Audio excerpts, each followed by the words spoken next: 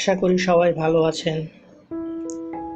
আজকের বিষয় CMOS battery নিয়ে আলোচনা করব। এই CMOS ব্যাটারি এবং CMOS ব্যাটারি কিভাবে কাজ করে এবং এটা কম্পিউটারের জন্য কতটুকু গুরুত্বপূর্ণ। তো CMOS যদি আমরা এর ফুল মিনিং যদি বলতে যাই তাহলে বলতে পারি কমপ্লিমেন্টারি মেটাল অক্সাইড সেমিকন্ডাক্টর। ব্যাটারিটা দেখতে ঠিক এরকম। এটা ব্যাটারির মধ্যে উপরে লেখা থাকে CR2032 এবং 3 ভোল্ট সাপ্লাই দেয় এটা।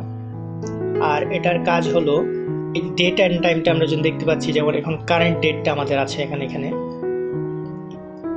তো এই ডেটটা মেনটেন করার জন্য CMOS ব্যাটারি তার ভূমিকা পালন করে। আমরা যখন কম্পিউটার অন করি তখন আমাদের ডেট অ্যান্ড টাইম ঠিক থাকে, এবং যখন অফ করি এবং একদিন 2 দিন পর যদি আবার অন করি তারপরে কিন্তু আমরা আমাদের ডেট অ্যান্ড টাইম আপডেট পেয়ে যাই। কারণ হলো আমাদের এই ব্যাটারির কারণে। যখন আমাদের পাওয়ার অফ করে দেই কম্পিউটার বা ল্যাপটপ, তখন এই ব্যাটারির কাজ হলো বায়োসকে এবং যে সাউথ ব্রিজ আছে, যেমন এটা দেখতে পাচ্ছেন যে সাউথ ব্রিজ ICH আইও কন্ট্রোলার হাব, এই আইও কন্ট্রোলার হাবকে কিছু পাওয়ার দিয়ে থাকে। যদি এই ব্যাটারিটা নষ্ট হয়ে যায় তাহলে আমাদের ডেট অ্যান্ড টাইম ঠিক থাকে না। ইন্টারনেট যদি ব্যবহার করি তাহলে ঠিকমতো ব্রাউজিং কাজ করবে না। তারপরে কিছু মেসেজ শো করে, যেমন CMOS ব্যাটারি যদি ফেল হয়ে যায় তাহলে এখানে CMOS রিড ইরোর মেসেজ আসবে, CMOS চেক সাম ইরোর বলবে, CMOS ব্যাটারি ফেল দেখাবে, system battery voltage is low থাকে, তাহলে এটাও শো করবে। তখন আমরা এটা খুব সহজে চেঞ্জ করতে পারি। এইখানে দেখুন, এই যে এখানে দেখতে পাচ্ছেন একটা নব, এই নবটা চাপ দিলেই আমরা এই ব্যাটারিটা খুলে ফেলতে পারি খুব সহজে। প্র্যাকটিক্যালি আমরা দেখাচ্ছি, দেখুন। এটা হলো মাদারবোর্ড আর এটা হলো CMOS ব্যাটারি।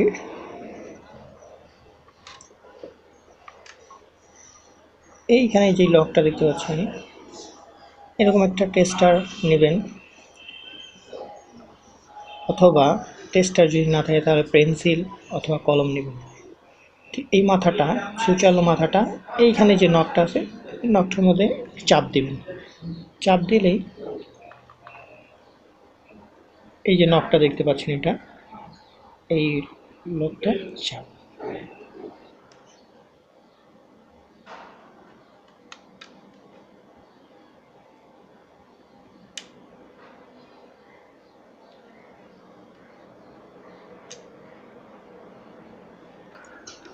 ব্যাটারিটা এভাবে চলে আসবে।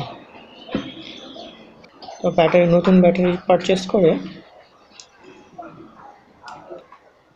এভাবে ক্যাচিংয়ের মধ্যে রাখবেন, রেখে উপর থেকে একটা চাপ দিবেন, বাস লেগে যাবে। কানেক্টিভিটিটা চেক করব, এটা কিভাবে কাজ করে, কোথায় পাস হয়, কিভাবে পাস হয়। তো প্রথমে CMOS ব্যাটারি থেকে আমি এখানে কিছু ডায়াগ্রাম বানিয়েছি।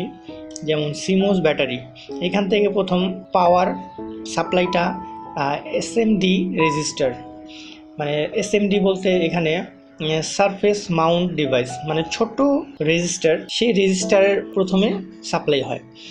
দেন এই রেজিস্টার থেকে SMD ট্রানজিস্টরে সাপ্লাই দেয়। তারপরে এই SMD 3 পিনের SMD ট্রানজিস্টর 1 পিন ব্যাটারি থেকে পাওয়ার নিয়ে অন্য রেজিস্টার, ক্যাপাসিটার এগুলোতে সাপ্লাই করে, এবং এইখান থেকে ICH সাপ্লাই নিয়ে থাকে, এবং ICH সাপ্লাই নিয়ে বায়োসকে সাপ্লাই দিয়ে থাকে।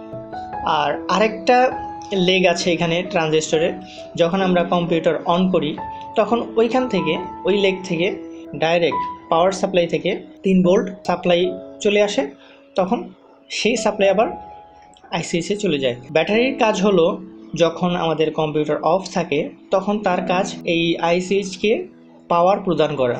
তো আমরা এটার প্র্যাকটিক্যালি চেকিংটা দেখে নিই।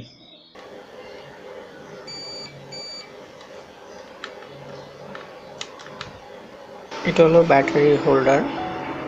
তো আমরা দেখব এটা হলো ডেল্টা কন মাদারবোর্ডের সিমোস ব্যাটারির যে স্ট্রাকচারটা, সেটা সিমোস ব্যাটারি থেকে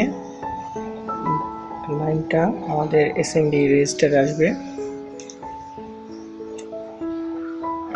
এখানে দেখতে পাচ্ছেন যে রেজিস্টারটা দেখানোর চেষ্টা করছি। তো ব্যাটারি চেঞ্জ করার পর যদি আমাদের ডেট এন্ড টাইম ঠিক না থাকে, তাহলে আমাদের এই রেজিস্টারটা চেক করতে হবে। তো রেজিস্টারটা চেক করার জন্য আমাদের কানেক্টিভিটি দেখতে হবে কোন রেজিস্টারটা আছে।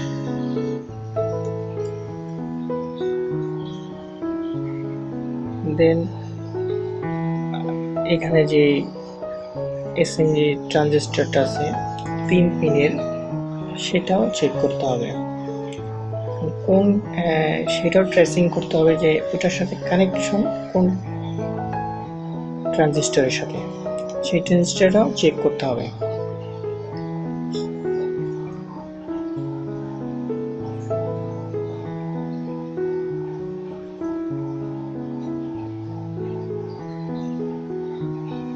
দেখুন এখানে আমরা পেয়ে গেছি সেই ট্রানজিস্টরটা।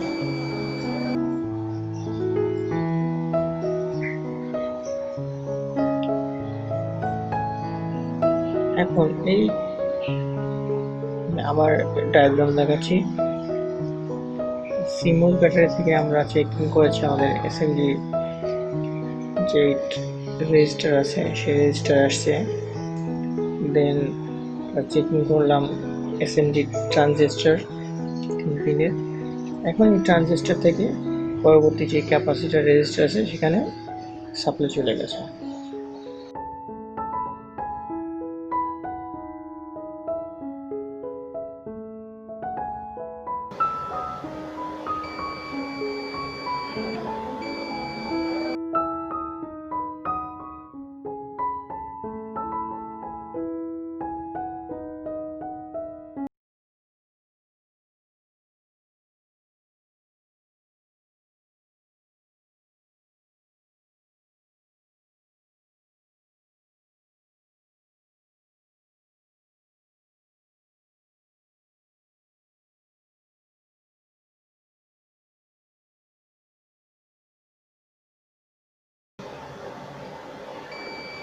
এখান থেকে এখানে আরও দুটা, একটা ক্যাপাসিটর এবং লাইনটা চলে আসছে। লাইক বাটনে ক্লিক করে দিবেন এবং সাবস্ক্রাইব করে রাখবেন নতুন ভিডিওর জন্য। তো আজকে এখানে রাখছি।